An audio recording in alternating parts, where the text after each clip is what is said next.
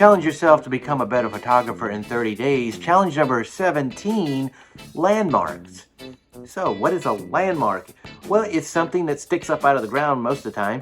But the point is, I want you to take your area or your town and find something that identifies your particular area.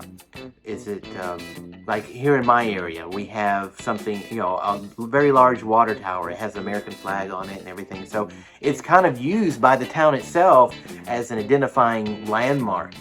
We also have, like when you go to the downtown area, they have like a little cutout of it looks like a riverboat, and there's actually been a riverboat in our area forever. So that is kind of identifying landmark. It could be either man-made or natural. Mount Rushmore, that's a landmark. Can you go there? Are you close to that? If you're in the city, the Empire State Building, the Freedom Tower, Brooklyn Bridge, all those are landmarks. Now, what if you live in a small town that's not known by very many people?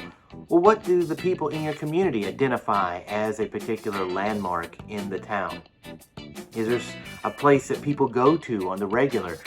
Possibly families after an event, they always go to this particular restaurant, or maybe there's a particular pond.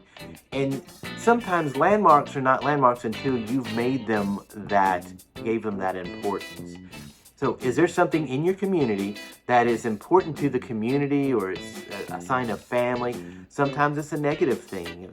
Oklahoma has the memorial. Also, New York has the 9/11 memorial. Those are landmarks. And so take your time, think about your community, your area, and say, what is the one thing that my community is known for? Maybe, chicken farms, there's a landmark.